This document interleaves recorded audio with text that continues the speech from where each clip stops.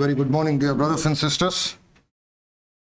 So we have been studying a small series about 5 men and 5 trees.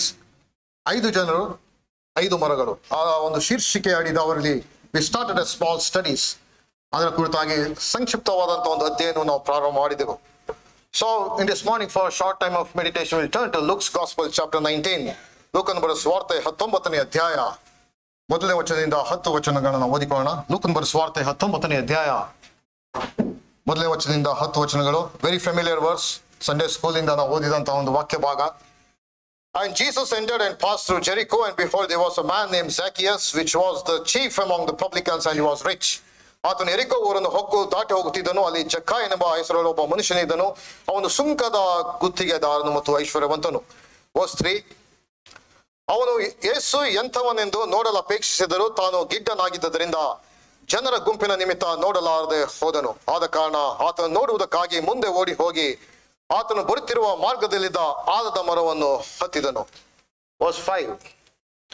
And when Jesus came to the place, he looked up and saw him and said unto him, Zacchaeus, make haste and come down, for today I must abide at thy house. And he made haste and came down and received him joyfully. ಯೇಸು ಅಲ್ಲಿಗೆ ಬಂದು ಮೇಲಕ್ಕೆ ನೋಡಿ, ಜಕ್ಕಾಯನೇ ತಟ್ಟನೆ ಇಳಿದು ಬಾ, ನಾನು ಈ ಹೊತ್ತು ನಿನ್ನ ಮನೆಯಲ್ಲಿ ಇಳುಕೊಳ್ಳಬೇಕು ಎಂದು ಅವನಿಗೆ ಹೇಳಲು ಅವನು ತಟ್ಟನೆ ಇಳಿದು ಬಂದು ಆತನನ್ನು ಸಂತೋಷದಿಂದ ಸೇರಿಸಿಕೊಂಡನು. Verse 7. ಇದನ್ನು ನೋಡಿದವರೆಲ್ಲರೂ ಈತನು ಪಾಪಿಯಾಗಿರುವವನ ಬಳಿಯಲ್ಲಿ ಇಳುಕೊಳ್ಳುವುದಕ್ಕೆ ಹೋಗಿದ್ದಾನೆ ಎಂದು ಗುಣಗುಟ್ಟಿದರು. ಹಾಗೆ Verse 8. ಆದರೆ ಜಕ್ಕಾಯನು ನಿಂತುಕೊಂಡು ಸ್ವಾಮಿಗೆ, ಸ್ವಾಮಿ, ನೋಡು, ನನ್ನ ಆಸ್ತಿಯಲ್ಲಿ ಅರ್ಧವನ್ನು ಬಡವರಿಗೆ ಕೊಡುತ್ತೇನೆ, ಮತ್ತು ನಾನು ಅನ್ಯಾಯವಾಗಿ ಯಾರಿಂದ ಏನಾದರೂ ಎಳಕೊಂಡಿದ್ದೆ ಆದರೆ 4/5 ಕೊಡುತ್ತೇನೆ ಎಂದು ಹೇಳಿದನು. Verse 9. And Jesus said unto him, this day is salvation come unto this house, for so much as he also is a son of Abraham. ಇದನ್ನು ಕೇಳಿ ಯೇಸು, ಈ ಹೊತ್ತು ಈ ಮನೆಗೆ ರಕ್ಷಣೆ ಆಯಿತು, ಇವನು ಸಹ ಅಬ್ರಹಾಮನ ವಂಶಿಕನಲ್ಲವೇ, ಮನುಷ್ಯ ಕುಮಾರನ ಕೆಟ್ಟು ಹೋಗಿರುವುದನ್ನು ಹುಡುಕಿ ರಕ್ಷಿಸುವುದಕ್ಕೆ ಬಂದನು ಎಂದು ಹೇಳಿದನು ಎಂಬುವಂತಾದೆ. ಪ್ರೇರೆ, ಕಳೆದ ಬಾರಿ ನಾವು ಇದರ ಒಂದು 5 men 5 trees ಇದರ ಅಧ್ಯಯನವನ್ನು ನಾವು ಪ್ರಾರಂಭ ಮಾಡಿದೆವು. ದ ವೆರಿ ಫಸ್ಟ್ ಒನ್, ಅಲ್ಲಿ ನಾವು ಕಳೆದ ಬಾರಿ ನಾವು ನೋಡ್ತಾ ಬಂದದ್ದು the sinning man behind a tree, ಮರದ ಹಿಂದೆ ಪಾಪಿಯಾದಂತಹ ಮನುಷ್ಯನು. That reminds us of the provision of salvation. ದೇವರು ರಕ್ಷಣೆಯನ್ನು ಒದಗಿಸಿಕೊಟ್ಟಂತ ಆ ಒಂದು ಸಂಗತಿಯನ್ನು ಅದು ಚಿತ್ರೀಕರಿಸುವಂತದ್ದಾಗಿದೆ. ಸೊ ಮತ್ತೆ ಎರಡನೇದಾಗಿ the seeking man up A tree. The 5 men 5 trees ಅಲ್ಲಿ ಮೊದಲನೇದಾಗಿ the sinning man behind A tree, ಮರದ ಹಿಂದೆ ಪಾಪಿಯಾದ ಮನುಷ್ಯನು ಅಡಗಿಕೊಂಡಂತಹ ಒಂದು ಚಿತ್ರಣ. ಎರಡನೇದಾಗಿ the seeking man up A tree, ಮರದ ಮೇಲೆ ಹುಡುಕುತ್ತಿರುವಂತಹ ಮನುಷ್ಯನು. That reminds us of the pursuit of salvation, ರಕ್ಷಣೆಯ ಅನ್ವೇಷಣೆ ಅನ್ನೋದು ನೆನಪಿಗೆ ತರುವಂತಾಗಿದೆ. ಮೂರನೇದಾಗಿ the sincere man under A tree, ಮರದ ಕೆಳಗೆ ಪ್ರಾಮಾಣಿಕವಾದಂಥ ಒಬ್ಬ ಮನುಷ್ಯನು. That speaks of the prospect of salvation. ಮತ್ತು ನಾಲ್ಕನೇದಾಗಿ the sinless man on the tree, ಪಾಪ ರಹಿತನಾದಂಥ ಓರ್ವ ಮರದಲ್ಲಿ ಓರ್ವ ಪಾಪ ರಹಿತನಾದಂಥ ಮನುಷ್ಯನ್. That speaks of the price of salvation, ರಕ್ಷಣೆಗೆ ತೆತ್ತಂತ ಬೆಲೆ ಎನ್ನುವುದು ನೆನಪಿಗೆ ತರುವಂತಾಗಿದೆ. ಮತ್ತು ಕಡೆಯದಾಗಿ the 5th one, the saved man like a tree, ಫಲಭರಿತವಾದಂಥ ಮರದ ಹಾಗೆ ಒಬ್ಬ ರಕ್ಷಿಸಲ್ಪಟ್ಟ ಮನುಷ್ಯನು. That's reminds us of the product of salvation. ಆ ಒಂದು ರಕ್ಷಣೆಯ ಒಂದು ಪರಿಣಾಮ ಮನುಷ್ಯನಲ್ಲಿ ಅದು ಯಾವ ರೀತಿಯಲ್ಲಿ ಅದು ಬರುವಂತದ್ದಾಗಿದೆ ಎಂಬಂತ ಅಂಶವನ್ನು ಅದು ನೆನಪಿಗೆ ತರುವಂತಾಗಿದೆ. ಪ್ರೇರೆ, ಕಳೆದ ಬಾರಿ just to refresh our memories, ಕಳೆದ ಬಾರಿ ನಾವು ಅಧ್ಯಯನ ಮಾಡಿದಂತಹದ್ದು the sinning man behind the tree, ಮರದ ಹಿಂದೆ ಪಾಪಿಯಾದಂತಹ ಮನುಷ್ಯನು. When you come to Genesis chapter 3, ಆದಿಕಾಂಡಗಳ ಪುಸ್ತಕ 3ನೇ ಅಧ್ಯಾಯಕ್ಕೆ ಬಂದ್ರೆ, ಅಲ್ಲಿ ಗಾಡ್ ಕ್ರಿಯೇಟೆಡ್ ಮ್ಯಾನ್, ದೇವರು ಮನುಷ್ಯನನ್ನು ಉಂಟು ಮಾಡಿದನು. ಆದಿಕಾಂಡಗಳ ಪುಸ್ತಕ 3ನೇ ಅಧ್ಯಾಯ 8ನೇ ವಚನಕ್ಕೆ ಬಂದ್ರೆ ನಾವು ಅಲ್ಲಿ ಹೀಗೆ ಓದುವಂತರಾಗಿದ್ದೇವೆ. ತರುವಾಯ ಯೆಹೋವ ದೇವರು ಸಂಜೆಯ ತಂಗಾಳಿಯಲ್ಲಿ ತೋಟದೊಳಗೆ ಸಂಚರಿಸುತ್ತಿರುವಾಗ ಆ ಸ್ತ್ರೀ ಪುರುಷರು ಆತನ ಸಪ್ಪಳವನ್ನು ಕೇಳಿ ಆತನಿಗೆ ಕಾಣಿಸಬಾರದೆಂದು ತೋಟದ ಮರದ ಹಿಂದೆ ಅಡಗಿಕೊಂಡರು. They were afraid to face God. ಯಾಕೆಂದ್ರೆ they had sinned, ಪಾಪ ಮಾಡಿ ದೇವರು ತಿನ್ನಬಾರದು ಎಂಬುದಾಗಿ ಹೇಳಿದಂತಹ ಒಂದು ಹಣ್ಣನ್ನು ತಿಂದಂತ ಫಲವಾಗಿ they are afraid, they have sinned against God. Now they are hiding behind the tree. ಪ್ರೇರೆ, ಕಳೆದ ಬಾರಿ ನಾವು ನೋಡ್ತಾ ಬಂದೆವು in the creation of man, ಮನುಷ್ಯನನ್ನು ಉಂಟು ಮಾಡಿದಂತಹ ಆ ಒಂದು ಸಂದರ್ಭದಲ್ಲಿ we see the initial expression of grace. ದೇವರ ಒಂದು ಕೃಪೆಯನ್ನು ಮನುಷ್ಯನ ಸೃಷ್ಟಿ ಕಾರ್ಯದಲ್ಲಿ ಅಲ್ಲಿ ನೋಡುವಂತರಾಗಿದ್ದೇವೆ. ವೈ? ಯಾಕೆ ಎಂಬುದಾಗಿ ಹೇಳಿದ್ರೆ, god created man like not any other beings. ಬೇರೆ ಯಾವ ಸೃಷ್ಟಿ ಕಾರ್ಯಗಳ ರೀತಿಯಲ್ಲಿ ದೇವರು ಮನುಷ್ಯನನ್ನು ಉಂಟು ಮಾಡಲಿಲ್ಲ. ಬಿಕಾಸ್ ಮನುಷ್ಯನನ್ನು ಉಂಟು ಮಾಡಿದಂತಹ ಸಮಯದಲ್ಲಿ ಆತನು ಹಿ was the head of creation. ಎಲ್ಲ ಸೃಷ್ಟಿಯ ಮೇಲೆ ನೀನು ದೊರೆತನವನ್ನು ಮಾಡು ಎಂಬುದಾಗಿ ಮನುಷ್ಯನಿಗೆ ಅಧಿಕಾರವನ್ನು ಕೊಟ್ಟು ದೇವರು ಮನುಷ್ಯನನ್ನು ಉಂಟು ಮಾಡಿದನು. He was the head of creation. Not only that, secondly he shared the divine nature with God. ನಮ್ಮ ಹೋಲಿಕೆಗೆ ಸರಿಯಾಗಿ ಮನುಷ್ಯನನ್ನು ಉಂಟು ಮಾಡೋಣ ಎಂಬುದಾಗಿ ದೇವರು ತನ್ನ ಹೋಲಿಕೆಗೆ ಸರಿಯಾಗಿ ಮನುಷ್ಯನನ್ನು ಉಂಟು ಮಾಡಿದನು.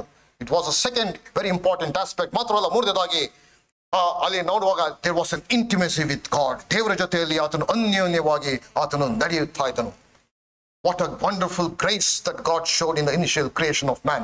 ದೇವರು ಸೃಷ್ಟಿ ಮಾಡಿದಂತಹ ಮನುಷ್ಯನಲ್ಲಿ ಅಲ್ಲಿ ಪ್ರಾರಂಭದಲ್ಲೇ ದೇವರ ಮೇಲೆ ಮನುಷ್ಯರ ಮೇಲೆ ಆತನ ಕೃಪಾವರವನ್ನು ಸುರಿಸಿದಂತಹ ಒಂದು ಸಂಗತಿ ನಾವು ನೋಡುವಂತರಾಗಿದ್ದೇವೆ. He was the dominion over all the creation.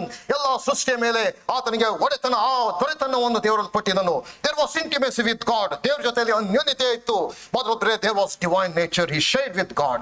ದೇವರ ಜೊತೆಯಲ್ಲಿ ಆ ಒಂದು ದೈವಿಕವಾದಂತಹ ಆ ಒಂದು ಸಂದರ್ಭದ ದೈವಿಕವಾದಂತಹ ಸಂಗತಿಯಲ್ಲಿ ಆ ಶೇರ್ ಮಾಡಿಕೊಂಡಂತಹ ಒಂದು ಸಂಗತಿಯನ್ನು ನೋಡುವಂತರಾಗಿದ್ದೇವೆ ಪ್ರೇರೆ. ಆದರೆ ಆತನ ಒಂದು ಆನಂದಮಯವಾದಂತಹ ಸಂತೋಷ ಪರಿವರ್ತವಾದಂತಹ ಆ ಒಂದು ಸಮಯ ಹೆಚ್ಚು ಕಾಲ ಉಳಿಯಲಿಲ್ಲ. Satan came into the scene. ಅಲ್ಲಿ ಸೈತಾನನು ಅಲ್ಲಿ ಬಂದಂತಹ ಒಂದು ಸಂಗತಿಯನ್ನು ನೋಡುವಂತರಾಗಿದ್ದೇವೆ. ಅಲ್ಲಿ ಸೈತಾನನು ಬಂದು he started to confuse Eve. ಅವಳಿಗೆ ಅಲ್ಲಿ ಕನ್ಫ್ಯೂಸ್ ಮಾಡಿದಂತಹ ಸಂಗತಿಯನ್ನು ನೋಡುವಂತರಾಗಿದ್ದೇವೆ. ಯಾವ ಮರದ ಹಣ್ಣನ್ನು ನೀನು ತಿನ್ನಬಾರದು ಎಂಬುದಂಥದ್ದು ನಿಜವೋ ಎಂಬುದಾಗಿ ಪ್ರಶ್ನಾರ್ಥಕವಾಗಿ ಅಲ್ಲಿ ಅವಳಿಗೆ ಆತನು ಕೇಳಿದನು.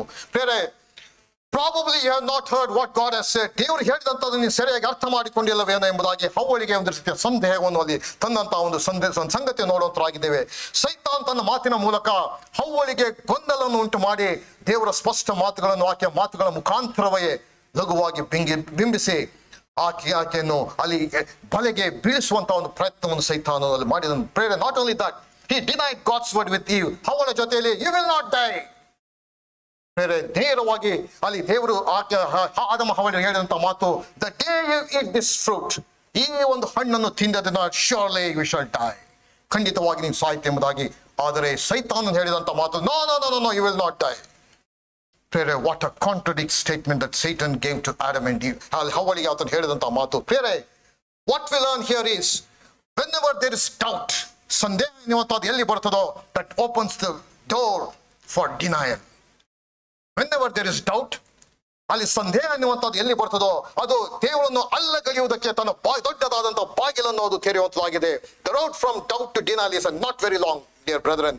Doubt always opens the door to denial. ಸಂದೇಹ ಎನ್ನುವಂಥದ್ದು ಯಾವಾಗಲೂ ಅಲ್ಲಗಳೆಯುವುದಕ್ಕೆ ತನ್ನ ಬಾಗಿಲನ್ನು ಅದು ತೆರೆಯುವಂತಾಗಿದೆ. That's what happened here. ಅಲ್ಲಿ he will sure not die. ಸೈತಾನನು ಹೇಳಿದಂತಹದ್ದು ನೀನು ಖಂಡಿತವಾಗಿ ನೀನು ಸಾಯುವುದಿಲ್ಲ, don't worry about that. What a temptation. ಅಷ್ಟು ಮಾತ್ರವಲ್ಲ ಪ್ರಿಯರೇ, ಆತನು ಹೇಳಿದಂತಹದ್ದು he displaced God's word. You will become like God. What is it you? ಪ್ರಾಯಶಃ ನೀನು ಸರಿಯಾಗಿ ಅರ್ಥ ಮಾಡಿಕೊಂಡಿಲ್ಲ. ನೀನು ಅದನ್ನು ತಿಂದ ಸಮಯವೇ ನಿನ್ನ ಕಣ್ಣುಗಳು ತೆರೆಯಲ್ಪಡುವಂತದಾಗಿದೆ. You will become like God. ಪ್ರಿಯರೇ, he disputes God's word. He denied God's word. He displaced God's word. ಪ್ರಿಯರೇ, you will be like God ಎಂಬುದಾಗಿ ಹೇಳಿ ಅಲ್ಲಿ ಆತನಿಗಿದ್ದಂತ ಆ ಸಾರ್ವಭೌಮತ್ವ, ಆ ಸೃಷ್ಟಿಯ ಮೇಲೆ ಅಧಿಕಾರ, ದೇವರ ಜೊತೆಯಲ್ಲಿದ್ದ ಅನನ್ಯತೆ, everything is lost. He was out of the Garden of Eden and sin entered in. What a disaster. ಪ್ರಿಯರೇ, ಎಂತ ಅದ್ಭುತವಾಗಿ ಎಂತ ಕೃಪೆಯಲ್ಲಿ ದೇವರು ಉಂಟು ಮಾಡಿದಂತ ಮಾನವನು ಪ್ರೇರೆ. He lost that fourfold feature. The power of dominion he lost. The possession of delightful inheritance he lost. He dignified fellowship he lost. And then the divine sonship he lost. And he was away from the Garden of Eden. ಆ ಗೇದೆನ ತೋಟದಿಂದ ಹೊರಕ್ಕೆ ತಬ್ಬಿ ಪ್ರಿಯರೇ ಅಲ್ಲಿ ಆತನು ಎಲ್ಲಿರುವಂತಹ ಸಮಯ. ಪ್ರಿಯರೇ, what does this signify? ಇದು ನಮ್ಗೆ ಏನ್ ತೋರಿಸ್ತದೆ ಅಂತ ಹೇಳಿದ್ರೆ, ರೋಮನ್ಸ್ ಚಾಪ್ಟರ್ 5:12 ನಮ್ಗೆ ತಿಳಿಸುವಂತದ್ದು, ಒಬ್ಬ ಮನುಷ್ಯನಿಂದಲೇ ಪಾಪದಿಂದ ಮರಣವು ಲೋಕದೊಳಗೆ ಸೇರಿದವು, ಎಲ್ಲರೂ ಪಾಪ ಮಾಡಿದ್ದರಿಂದ ದೇವರು ಅದು ಪಾಪವು ಎಲ್ಲರಲ್ಲಿಯೂ ವ್ಯಾಪಿಸಿದೆ ಎಂಬುದಾಗಿ. We became enemies to God. ಪ್ರಿಯರೇ, ದೇವರಿಗೆ ನಾವು ವೈರಿಗಳಾದೆವು, ಪಾಪ ಅಪರಾಧಗಳಲ್ಲಿ ಸತ್ತವರಾಗಿದ್ದೆವು. We were dead in trespasses and sins. ಶರೀರ ಭಾವದ ಆಶೆಗಳಿಗೆ ಅಧೀನರಾಗಿ ಹೋಗಿದ್ದೆವು. ಪ್ರಿಯರೇ, we became enemies of God. ಪ್ರಿಯರೇ, what a tragic scene that was. ಪ್ರಿಯರೇ, the repercussion of this is, ಅದರ ಸಂಗತಿ ಏನಾಯ್ತು ಕಳೆದ ಬಾರಿ ನಾವು ನೋಡ್ತಾ ಬಂದೆವು. Man, he refused to acknowledge God as God. ನಿಜ ದೇವರನ್ನು ದೇವರು ಎಂಬುದಾಗಿ ಆತನು ಸಂಬೋಧನೆ ಮಾಡಲಿಕ್ಕೆ ಆತನು ಹೋಗಲಿಲ್ಲ. In fact he rejected God. ದೇವರನ್ನು ಅಲ್ಲಗಳೆದನು. ಅದರ ಒಂದು ರೆಪರ್ಕಷನ್ ಏನಂಬುದಾಗಿ theological fall. It led to philosophical fall. He started to make his own theories. ತನ್ನದೇ ಆದಂತಹ ಸಿದ್ಧಾಂತಗಳನ್ನು ತರಲಿಕ್ಕೆ ಪ್ರಾರಂಭ ಮಾಡಿದ. ನಿಜ ದೇವರನ್ನು ದೇವರು ಎಂಬುದಾಗಿ ಆತನು ಗೌರವಿಸದ ಆ ಒಂದು ಪರಿಣಾಮ, his philosophy was fall. ಆತನ ಒಂದು ಸಿದ್ಧಾಂತ ಅಲ್ಲಿ ತಪ್ಪಾಯಿತು. ಸೂರ್ಯನನ್ನು ನೋಡಿದ, what a majestic it is, ಎಷ್ಟು ಫಲಯುತವಾಗಿದೆ ಎಂಬುದಾಗಿ ಹೇಳಿ ಸೂರ್ಯನನ್ನು ಆರಾಧಿಸಲಿಕ್ಕೆ ಪ್ರಾರಂಭ ಮಾಡಿದ. ಬೇರೆ, the result is, first is theological fall. then this philosophical fall, and then it was a moral fall. ಎಲ್ಲ ರೀತಿಯ ಅನೈತಿಕವಾದಂತಹ ಸಂಗತಿಗಳಿಗೆ ನಾಂದಿ ಹಾಡಿತು. ಪ್ರಿಯರೇ, ನೆನ್ಸಕ್ಕಲಿಕ್ಕೆ ಆಗದಂತಹ ರೀತಿಯಲ್ಲಿ ಮಾನವನು ಅತ್ಯಂತ ದುಷ್ಟತನಕ್ಕೆ ಆತನು ಹಿಡಿದು ಹೋದನು. ಪ್ರಿಯರೇ, ಇಫ್ ಯು ಸಿ ನಾವು ಇನ್ನು ಲೋಕದಲ್ಲಿ ಇಂದು ನಾವು ನೋಡಿದ್ರೆ ಪ್ರಿಯರೇ, ಇನ್ನು ಅನೇಕ ಕ್ರಿಶ್ಚಿಯನ್ ಕಂಟ್ರೀಸ್ ಅಲ್ಲಿ ನಾವು ನೋಡುವಂತಹದ್ದು, no Bible is not an inspired God's word. ದೇವರ ವಾಕ್ಯವು ದೇವರಾತ್ಮದಿಂದ ಪ್ರೇರೇಪಿತವಾದಂತಹ ಪುಸ್ತಕವಲ್ಲ. It's only literature. Keep it aside. In many Christian countries ಪ್ರಿಯರೇ, ದೇವರ ವಾಕ್ಯಕ್ಕೆ ಒಂದು ಕಾಲದಲ್ಲಿ ಇದ್ದಂತಹದ್ದು ಈಗ ಅದನ್ನು ಸೈಡ್ಗೆ ಇಟ್ಟಂತಹ ಸನ್ನಿವೇಶ ನೋಡುವಂತರಾಗಿದ್ದೇವೆ. ಮಾತ್ರವಲ್ಲ, ಅದು ಎಲ್ಲಿಗೆ ನಡೆಸಿದೆ ಎಂಬುದಾಗಿ ಹೇಳಿದ್ರೆ, ಫಿಲಾಸಾಫಿಕಲಿ ವಿ ಹ್ಯಾವ್ ಫೇಲ್ಡ್. ರಿಲೇಟಿವಿಸಮ್, ನಿನ್ನ ಒಂದು ಸತ್ಯ ಅನ್ನೋದು ನಿನಗೆ ಇರಬಹುದು, ಆದ್ರೆ ಮೈ ಟ್ರೂತ್ ಇಸ್ ಡಿಫರೆಂಟ್. ನನ್ನ ಒಂದು ಸತ್ಯ ಅದು ಡಿಫರೆಂಟ್ ಆದಂತಹದ್ದು, ನಿನ್ನ ಸತ್ಯ ಅದು ನಿನಗಿರ್ಬೋದು, ಆದ್ರೆ ಅವರ ಸತ್ಯ ಅದು ಅವರಿಗೆ ಸಂಬಂಧಪಟ್ಟಂತಹದ್ದು. That is theory of relativism. ಅಲ್ಲಿಗೆ ಅದು ನಾಂದಿ ಹಾಡಿತು. ಮಾತ್ರವಲ್ಲ ಪ್ರಿಯರೇ, ಅದು ಎಲ್ಲಿಗೆ ನಡೆಸಿದೆ ಎಂಬುದಾಗಿ ಹೇಳಿದ್ರೆ, ಅತ್ಯಂತ ಮಾರಲ್ ಪತನ, ನೈತಿಕವಾದಂತ ಎಲ್ಲಾ ರೀತಿಯ ದುಸ್ಥಿತಿಗೆ ಅದು ನಾಂದಿ ಹಾಡಿತು. ಎಲ್ಲಿಗೆ ಯಾವ ಸ್ಥಿತಿಗೆ ಬಂದಿದೆ ಎಂಬುದಾಗಿ ಹೇಳಿದ್ರೆ, ಗಂಡಸರು ಮದುವೆ ಆದ್ರಲ್ಲಿ ಯಾವುದೇ ತಪ್ಪಿಲ್ಲ, ಹೆಂಗಸರನ್ನು ಸಹ ಮದುವೆ ಆಗೋದ್ರಲ್ಲಿ ಯಾವ ತಪ್ಪಿಲ್ಲ.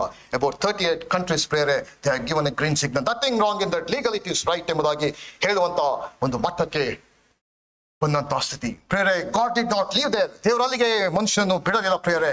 God sent his only begotten son. For once again there, ಪ್ರೇರೆ, ಅದರಲ್ಲಿ ನಾವು ನೋಡುವಂತರಾಗಿದ್ದೇವೆ, the second offer of grace for mankind. ಮನುಷ್ಯನಿಗೆ ಪ್ರೇರೆ ಅಲ್ಲಿ ತನ್ನ ಏಕಮಾತ್ರ ಕುಮಾರನನ್ನು ಕೊಡುವುದರ ಮುಖಾಂತರವಾಗಿ ಮತ್ತೆ ಕೃಪೆಯನ್ನು ಅಲ್ಲಿ ತೋರಿಸಿದಂತಹ ಸಂಗತಿಯನ್ನು ನೋಡುವಂತರಾಗಿದ್ದೇವೆ. ಇನ್ ಕ್ರಿಯೇಷನ್, ಮನುಷ್ಯನನ್ನು ಉಂಟು ಮಾಡುವುದರಲ್ಲಿ ಅಲ್ಲಿ the first initial expression of grace we see. ನಾವು once again after the failure of man, ಮನುಷ್ಯನು ಅಲ್ಲಿ ಪಾಪದಲ್ಲಿ ಬಿದ್ದು ಹೋದ ಮೇಲೆ once again by sending his only begotten son, he has given the second offer of grace. ಎರಡನೆಯ ಕೃಪಾವರವನ್ನು ಅದನ್ನು ಕೊಟ್ಟದನ್ನು ನೋಡುವಂತರಾಗಿದ್ದೇವೆ. ಬೇರೆ ಒಂದು ಕ್ಷಣ ಅವಲೋಕನ ಮಾಡಿಕೊಳ್ಳ್ರಿ.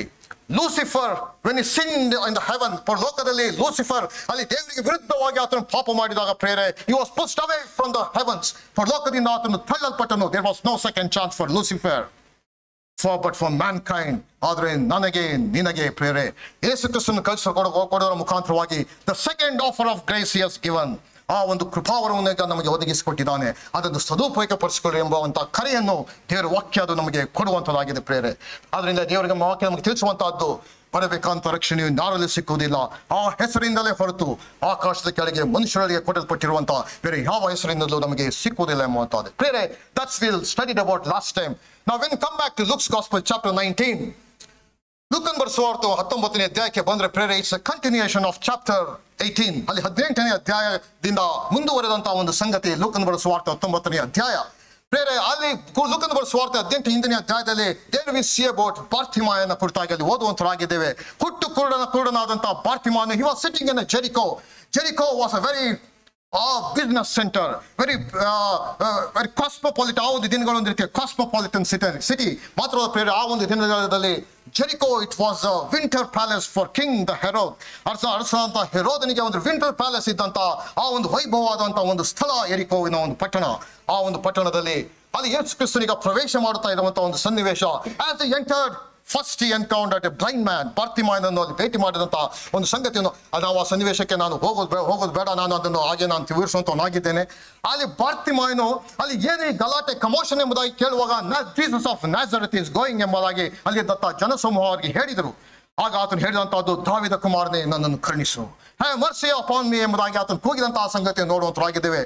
ಅಲ್ಲಿದ್ದಂತಹ ಜನರು ಹೇಳಿದಂತಹದ್ದೇನು, ಜೀಸಸ್ ಆಫ್ ನ್ಯಾಜರೆತ್ ಇಸ್ ಕಮಿಂಗ್. ಆದ್ರಿಂದಲೇ ಇಷ್ಟೊಂದು ಗಲಾಟೆ ಕಮೋಷನ್ ಎಂಬುದಾಗಿ ಅಲ್ಲಿದ್ದಂತ ಜನಸಮೂಹ ಬಾರ್ತಿಮಾಯನಿಗೆ ಆತನು ಹೇಳಿದರು. ಆದ್ರೆ he did not content himself with Jesus of Nazareth, or the title Jesus of Nazareth. ಆದ್ರೆ ಬಾರ್ತಿಮಾಯನಿಗೆ he went one step ahead to honor Christ. ಅಲ್ಲಿ ಆದ್ರೆ ಆತನು ಕೂಗಿದಂತದ್ದು, ದಾವೀದ ಕುಮಾರನೇ ನನ್ನ ಮೇಲೆ ಕರುಣಿಸು ಎಂಬುದಾಗಿ ಕೂಗಿದಂತ ನೋಡುವಂತ. he did not scream ಅಲ್ಲಿ Jesus of Nazareth, ನಜರೇತಿನ ಯೇಸು ಎಂಬುದಾಗಿ ಆತನು ಕೂಗಲಿಲ್ಲ. what did he scream? just previous chapter ಅಲ್ಲಿ ನೋಡಿದ್ರೆ what do you read? ದಾವೀದ ಕುಮಾರನೇ ನನ್ನನ್ನು ಕರುಣಿಸು. That reminds us that he is the Messiah. ಅಲ್ಲಿ ಆತನು ಬರಬೇಕಾದಂತ ಮೆಸ್ಸಿಯನ್ ಎಂಬಂತ ಅಂಶವನ್ನು ಅಲ್ಲಿ ನೆನಪು ಮಾಡಿಕೊಂಡು ಅಲ್ಲಿ ಹೋಗಿದಂತಹ ಸಂಗತಿಯನ್ನು ನೋಡುವಂತರಾಗಿದೆ ಪ್ರೇರೆ. when we think Christ is only Jesus of Nazareth, he is only a historical person for you and me. ನನಗೂ ಮತ್ತು ನಿನಗೂ ಆತನು ಬರೀ ಒಬ್ಬ ಚಾರಿತ್ರಿಕ ವ್ಯಕ್ತಿಯಾಗಿರುವಂತನಾಗಿದ್ದಾನೆ. But when he is a Messiah, ಆತನು ಯಾವಾಗ ದಾವೀದ ಕುಮಾರನು ನನ್ನ ಮತ್ತು ನಿನ್ನ ಜೀವಿತಲಾಗಿರುವಂತನಾಗಿದ್ದಾನೋ ಆಗ ಆತನು ನಮಗೆ ಮೆಸ್ಸಿಯನ್ ಆಗಿರುವಂತನಾಗಿದ್ದಾನೆ. ಪ್ರೇರೆ, ಮುಂಜಾನೆ ನಾವು ಜಕಾಯನ ಕುರಿತಾದಂತಹ 4 ಸಂಗತಿಗಳನ್ನು ಮುಂಜಾನೆ ಅವಲೋಕನ ಮಾಡಿ ನಾವು ಮುಂದುವರಿಯುವಂತರಾಗೋಣ. Professionally, financially, physically and spiritually. When come to professional prayer ನಾವು ಅದೇ ಅಲ್ಲಿ 2ನೇ ವಚನ ನಾವು ಹೀಗೆ ಹೊಂದುವಂತರಾಗಿದ್ದೇವೆ. ಅಲ್ಲಿ ಗುತ್ತಿಗೆ ದಾರನು ಎಂಬುದಾಗಿ, ಆತನು ಸುಂಕ ವಸೂಲಿ ಮಾಡುವ ಗುತ್ತಿಗೆ ದಾರನು ಎಂಬುದಾಗಿ ನೋಡುವಂತರಾಗಿದ್ದೇವೆ. ನಾವು ಇಂಗ್ಲಿಷ್ನಲ್ಲಿ ನಾವು ಹೀಗೆ ಓದುವಂತರಾಗಿದ್ದೇವೆ. He was a chief tax collector. Chief tax collector ಎಂಬುದಾಗಿ ಹೇಳಿದ್ರೆ there were many tax collectors under him. ಆತನ ಅಡಿದಾವರಲ್ಲಿ ಅನೇಕ ಟ್ಯಾಕ್ಸ್ ಕಲೆಕ್ಟರ್ಸ್ ಇದ್ದರು. He was a chief tax collector.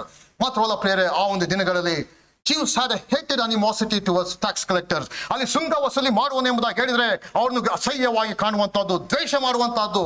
ಯಾಕೆ ಎಂಬುದಾಗಿ ಹೇಳಿದ್ರೆ Romans, they had given the power to them to collect taxes. ರೋಮನರು ಇವರಿಗೆ ಅಧಿಕಾರವನ್ನು ಕೊಟ್ಟಿದ್ರು. ನೀವೆಷ್ಟು ಅವರು ಹೋಗಿ ಸುಂಕವನ್ನು ವಸೂಲಿ ಮಾಡೋದಕ್ಕೆ ಅಧಿಕಾರ ಅವರಿಗೆ ಕೊಟ್ಟಂತಹ ಒಂದು ಪ್ರಿವಿಲೇಜ್ ಅವರಿಗೆ ಅದಾಗಿತ್ತು. ಆದ್ರಿಂದ ಅವರಿಗೆ ತಮಗೆ ಮನಸ್ಸೋ ಇಚ್ಛೆ ಅವರು ಟ್ಯಾಕ್ಸ್ ಗಳನ್ನು ಹಾಕಿ ಜನರಿಂದ ಹಣವನ್ನು ವಸೂಲಿ ಮಾಡುತ್ತಿದ್ದಂತಹ ಸಮಯ ಅದಾಗಿತ್ತು. So they were hated. ಅಷ್ಟು ಮಾತ್ರವಲ್ಲ ಪ್ರಿಯರೇ, ತಮಗೆ ಬೇಕಾದಷ್ಟು ಹಣವನ್ನು ಅವರು ಗಳಿಸ್ತಾ ಇದ್ರು. He was a chief tax collector. ಆತನು ಮುಖ್ಯ ಸುಂಕ ವಸೂಲಿಗಾರನು. ತನಗೆ ಬೇಕಾದಷ್ಟು ಹಣವನ್ನು ಗಳಿಸ್ತಾ ಇದ್ದನು. It was a very coveted post. ಅತ್ಯಂತ ಲುಕ್ರೇಟಿವ್, ಅತ್ಯಂತ ಒಂದು ರೀತಿಯಲ್ಲಿ ಲಾಭದಾಯಕವಾದಂಥ, ಒಂದು ರೀತಿಯಲ್ಲಿ ಗೌರವಾನ್ವಿತವಾದಂಥ ಒಂದು ಪ್ರೊಫೆಷನ್ ಅದಾಗಿತ್ತು. ಮಾತ್ರವಲ್ಲ ಪ್ರಿಯರೇ, as we come down financially, verse 2 ನೋಡುವಂತರಾಗಿದ್ದೇವೆ. He was very rich. ಸಂಪದ್ಭರಿತನಾಗಿದ್ದನು. If you go back to history, ಸ್ವಲ್ಪ ನಾವು ಚರಿತ್ರೆ ಹಿಂದಕ್ಕೆ ಹೋದ್ರೆ ಪ್ರೇರೆ, ಆ ಒಂದು ಇಡೀ ಪ್ಯಾಲೆಸ್ಟೈನ್ ಆ ಒಂದು ದಿನಗಳ ಯೇಸು ಕ್ರಿಸ್ತ ಇದ್ದಂತಹ ಒಂದು ಸಮಯದಲ್ಲಿ Romans they had set up 3 tax collecting booths. ಇಡೀ ಆ ಇಸ್ರಾಯೇಲಿನ ಪ್ರಾಂತ್ಯದಲ್ಲಿ ಸಿಸೇರಿಯಾ, ಕಪೆರ್ನೌಮ್ ಮತ್ತು ಯೆರಿಕೋ, ಕೈಸರಿಯಾ, ಕಪೆರ್ನೌಮ್ ಮತ್ತು ಯೆರಿಕೋ ಎಂಬ 3 ಸ್ಥಳಗಳಲ್ಲಿ ಆ ಒಂದು ಫ್ರಾಂಚೈಸಸ್ ಅನ್ನು ಅವರು ಎಸ್ಟಾಬ್ಲಿಷ್ ಮಾಡಿದ್ರು ಇಸ್ರಾಯೇಲರು. So whoever is capable of money, ಯಾರ ಬಳಿಯಲ್ಲಿ ಹಣ ಯಥೇಚ್ಛವಾಗಿದೆಯೋ ಅವರು ರೋಮನರ ಬಳಿಯಲ್ಲಿ ಹೋಗಿ ನನಗೆ ಒಂದು ಫ್ರಾಂಚೈಸಿಯನ್ನು ಕೊಡಿ ಎಂಬುದಾಗಿ ಅವರು ಹಣವನ್ನು ಕೊಟ್ಟು ಫ್ರಾಂಚೈಸಿಯನ್ನು ತೆಗೆದುಕೊಳ್ತಾ ಇದ್ರು. Only those who had rich, ಯಾರ ಬಳಿಯಲ್ಲಿ ಹಣವಿತ್ತು ಅವರು ಮಾತ್ರ ಒಂದು ಫ್ರಾಂಚೈಸಿಯನ್ನು ತೆಗೆದುಕೊಳ್ಳುವಂತ ಆ ಒಂದು ಅವಕಾಶ ಅವರಿಗೆ ಇತ್ತು. So here ಜಾಕಿಯಸ್, he had one franchise of his own. ಅಲ್ಲಿ ಯೆರಿಕೋ ಪಟ್ಟಣದಲ್ಲಿ ತನ್ನದೇ ಆದಂತಹ ಒಂದು ಫ್ರಾಂಚೈಸಿ ಟ್ಯಾಕ್ಸ್ ಬೂತ್ ಅನ್ನು ಹೊಂದಿದಂತವನಾಗಿದ್ದನು. If you go down to other gospels, ಬೇರೆ ಸುವಾರ್ತೆಗಳಿಗೆ ಹೋದ್ರೆ there we read about Matthew. ನೆನಪಿಗೆ ಬರ್ತದ? ಮತ್ತಾಯನ ಕುರಿತಾಗಿ ಓದುವಂತರಾಗಿದ್ದೇವೆ. He had his own tax booth in Capernaum. I was very rich. ಆತನು ಸಹ, ಆದರೆ ಯೇಸು ಕ್ರಿಸ್ತನು ಕರೆದಾಗ ಪ್ರೇರೆ, he left everything. ಆ ಟ್ಯಾಕ್ಸ್ ಬೂತ್ ಆಗಿರ್ಬೋದು, ತನ್ನ ಮನಿ ಆಗಿರ್ಬೋದು, ತನ್ನ status, he left everything and followed. ಪ್ರೇರೆ, ಇಲ್ಲಿ he owned one. ಅಲ್ಲಿ ಆ 3 ಫ್ರಾಂಚೈಸಿಗಳಲ್ಲಿ he owned one. He was very rich. ಮಾತ್ರವಲ್ಲ ಪ್ರೇರೆ, ನಾವು ಮೂರನೇದಾಗಿ ನೋಡುವಂತರಾಗಿದ್ದೇವೆ, he was physically very short. ಅದರಿಂದ ಯೇಸು ಕ್ರಿಸ್ತನು ಗುಂಪಿನಲ್ಲಿ ಬರುತ್ತಾ ಇರುವಾಗ he could not see. ಬೇರೆ ಗಮನಿಸಬೇಕಂತ ಅಂಶ ಎಂಬುದಾಗಿ ಹೇಳಿದ್ರೆ, the stature of his life become very tall. ಯಾವಾಗ ಆತನ ವ್ಯಕ್ತಿತ್ವ ಅದು ಎತ್ತರಕ್ಕೆ ಕಾಣಿಸಲಿಕ್ಕೆ ಪ್ರಾರಂಭವಾಯಿತು ಯಾವಾಗ ಎಂಬುದಾಗಿ ಹೇಳಿದ್ರೆ, ತನ್ನನ್ನು ತಾನು ಯೇಸು ಕ್ರಿಸ್ತನ ಬಳಿಯಲ್ಲಿ ತಗ್ಗಿಸಿಕೊಂಡು, ಕರ್ತನೆ ನಾನು ನಿನ್ನನ್ನು ಸನ್ಮಾನಿಸ್ತೇನೆ, ಕರ್ತನೆ ನಾನು ಇಂಥ ಕಾರ್ಯಗಳನ್ನು ಮಾಡೋದ್ರಿಂದ ನಾನು ಸಂಪೂರ್ಣವಾಗಿ ಎಲ್ಲವನ್ನು ನಾನು ಚೇಂಜ್ ಮಾಡ್ತೇನೆ ಎಂಬುದಾಗಿ ಯಾವಾಗ ಯೇಸು ಕ್ರಿಸ್ತನ ಬಳಿಯಲ್ಲಿ ದೀನತೆಯಿಂದ ತಗ್ಗಿಸಿಕೊಂಡನು ಪ್ರೇರೆ, ಆಗ ಆತನ ವ್ಯಕ್ತಿತ್ವ ಅದು ಎತ್ತರಕ್ಕೆ ಬೆಳೆದಂತ ಸಂಗತಿ ನಾವು ನೋಡುವಂತರಾಗಿದೆ. ಮಾತ್ರವಲ್ಲ ಪ್ರೇರೆ, spiritually the story here is about one who came to realize how lost one was. ಒಬ್ಬ ವ್ಯಕ್ತಿಯು ಯಾವ ರೀತಿಯಲ್ಲಿ ತನ್ನನ್ನು ತಾನು ತಪ್ಪಿ ಹೋಗಿದ್ದಾನೆ, ತನ್ನನ್ನು ತಾನು ಕಳೆದು ಹೋಗಿದ್ದಾನೆ ಎಂಬ ಅಂಶವನ್ನು ಜಕಾಯನ ಆ ಒಂದು ಘಟನೆ ನಮಗೆ ತಿಳಿಸುವಂತಾಗಿದೆ. Probably he had everything, ಎಲ್ಲ ರೀತಿಯ ಐಶ್ವರ್ಯದಿಂದ ಕೂಡಿದಂತವನಾಗಿದ್ದನು. ಬಟ್ ಇನ್ ಫ್ಯಾಕ್ಟ್ ಆದಾಗಿ ಸಹ ಅಯ್ಯೋ, ಐ ಹ್ಯಾವ್ ಸಮಥಿಂಗ್ ಲ್ಯಾಕಿಂಗ್, ನನ್ನಲ್ಲಿ ಏನೋ ಒಂದು ನ್ಯೂನತೆ ಇದೆಯಲ್ಲ, ಏನೋ ಕೊರತೆ ಇದೆಯಲ್ಲ ಎಂಬುದಾಗಿ ಅನಿಸ್ತಾ ಇತ್ತು. He was having full, everything was full, but still he was feeling that something is lacking. ಏನೋ ನನಗೆ ನ್ಯೂನತೆ ಇದೆಯಲ್ಲ, ಕೊರತೆ ಇದೆಯಲ್ಲ ಎಂಬುದಾಗಿ. ಬೇರೆ ಸಿಮಿಲರ್ಲಿ ಪ್ರಾಯಶಃ ನಮ್ಮ ಸುತ್ತಮುತ್ತ ಅನೇಕ ಜನರು ನಮ್ಮ ಬಳಿಯಲ್ಲಿರ್ಬೋದು. ಆದಾಗಿ ಸಹ ಏಕಾಂಗತೆ, ಆ ಒಂಟಿತನ ಪ್ರಾಯಶಃ ನಮಗೆ ಅದು ಒಂದು ರೀತಿಯಲ್ಲಿ ಕಾಡುವಂತಹ ಸ್ಥಿತಿ ಆಗಿರ್ಬೋದು. ಬೇರೆ ಆತ್ಮಿಕವಾಗಿ that was the status of this man ಬೇರೆ. ಆದರೆ ಯಾವಾಗಲೂ ಯೇಸು ಕ್ರಿಸ್ತನು ಆತನ ಬಳಿಗೆ ಬಂದು ಕರೆದನೋ ಪ್ರೇರೆ, there was a change in his life. ಆತನ ಜೀವಿತದಲ್ಲಿ ದೊಡ್ಡ ಒಂದು ಬದಲಾವಣೆಯಲ್ಲಿ ನೋಡುವಂತರಾಗಿದ್ದೇವೆ. ಯೇಸು ಕ್ರಿಸ್ತನನ್ನು ಆತನ ಪ್ರವೇಶ ಮಾಡ್ತಿದ್ದಾಗೆ what a change that brought in his life. ಅಲ್ಲಿ ಆತನು ಹೇಳಿದಂತಹದ್ದು, ಸ್ವಾಮಿ ನಾನು ಅರ್ಧದಷ್ಟು ಎಲ್ಲವನ್ನು ನಾನು ಕೊಡ್ತೇನೆ, ನನ್ನಲ್ಲಿರುವಂಥದ್ದೆಲ್ಲದೂ ಅರ್ಧದಷ್ಟು ನಾನು ಕೊಡ್ತೇನೆ. ಯಾಕೆಂಬುದಾಗಿ ಹಳೆ ಒಡಂಬಡಿಕೆಯಲ್ಲಿ ನಾವೇನಾದರೂ ಹಣವನ್ನು ಸುಲಿಗೆ ಮಾಡಿದ್ದೆ ಆದರೆ, ಹಣವನ್ನು ಸುಲಿಗೆ ಮಾಡಿದ್ರ ಜೊತೆಯಲ್ಲಿ 5ರ 1 ಭಾಗ ಅಂದ್ರೆ ಅಬೌಟ್ 20% ನಾವು ಎಕ್ಸ್ಟ್ರಾ ಫೈನ್ ಅನ್ನು ಕೊಡಬೇಕೆಂಬಂತ ನಿಯಮ ಉಂಟು. ಆದರೆ ಇಫ್ ಯು ಜಸ್ಟ್ ಪೇ 20%, 100ರಲ್ಲಿ 20% ಕೊಟ್ಟಿದ್ದಾಗಿದ್ರೆ ಅದು ಸಾಕಾದದಾಗಿತ್ತು. ಆದರೆ ಇಲ್ಲಿ is telling I will pay back 50%. ನನ್ನಲ್ಲಿ 50ರಷ್ಟು ಅರ್ಧರಷ್ಟು ಕೊಡ್ತೇನೆ, ಮಾತ್ರವಲ್ಲ 4ರಷ್ಟು ನಾನು ಹಿಂದಕ್ಕೆ ಕೊಡ್ತೇನೆ ಎಂಬುದಾಗಿ ಹೇಳಿದಂತ ಒಂದು ಮಾತನ್ನು ನಾವು ನೋಡುವಂತರಾಗಿದ್ದೇವೆ. ಪ್ರೇರೆ, what a passion he had for Christ. ಯೇಸು ಕ್ರಿಸ್ತನಿಗೆ ನೋಡುವುದಕ್ಕೋಸ್ಕರ ಯೇಸು ಕ್ರಿಸ್ತನ ನಾನು ನೋಡಬೇಕು. ಯೇಸು ಕ್ರಿಸ್ತನು ಎಂಥವನು, ಆತನ ಕುರಿತಾಗಿ ಇಷ್ಟೆಲ್ಲ ನಾನು ಕೇಳಿದ್ದೇನಲ್ಲ. ನಾವು ಈಸ್ ಕಮಿಂಗ್ ಇನ್ ಜೆರಿಕೋ. ಎರಿಕೋಗಿ ಎರಿಕೋಯಿಂದ ನಾನು ಇರುವಂತ ಸ್ಥಳಕ್ಕೆ ಆತನು ಬರ್ತಾ ಇದ್ದಾನೆ. ನಾನು ಆತನ ನೋಡಬೇಕೆಂಬಂತ ಪ್ಯಾಷನ್ ಆತನಲ್ಲಿತ್ತು.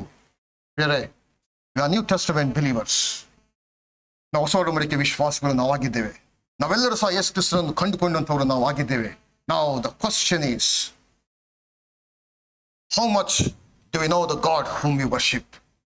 ನಮ್ಮಲ್ಲಿ ಒಬ್ಬೊಬ್ಬರು ಸಹ ಹಾಕಿಕೊಳ್ಳಬೇಕಂತ ಒಂದು ಪ್ರಶ್ನೆ ಏನೆಂದಾಗ ಹೇಳಿದ್ರೆ, how much do we know the God whom we worship. ನಾವು ಆರಿಸುವಂತ ದೇವರನ್ನು ಎಷ್ಟರ ಮಟ್ಟಿಗೆ ನಾವು ತಿಳ್ಕೊಂಡಿದ್ದೇವೆ. Knowing God versus knowing about God. ದೇವರನ್ನು ತಿಳಿಯುವಂತಹದ್ದು, ದೇವರ ಕುರಿತು ತಿಳ್ಕೊಳ್ಳುವಂತಹದ್ದು, there's a difference dear brethren. ಯಾಕೆಂದಾಗ ಹೇಳಿದ್ರೆ, ದೇವರ ಕುರಿತಾಗಿ ತಿಳ್ಕೊಳ್ಳುವಂತಹದ್ದು ನಾವು ಪುಸ್ತಕಗಳು ಓದುವ ಮುಖಾಂತರ, ಇನ್ಯಾವುದೋ ಸಂಗತಿಗಳ ಮುಖಾಂತರ ದೇವರ ಕುರಿತಾಗಿ ನಾವು ಜ್ಞಾನವನ್ನು ಸಂಪಾದನೆ ಮಾಡಿಕೊಳ್ಳಬಹುದು.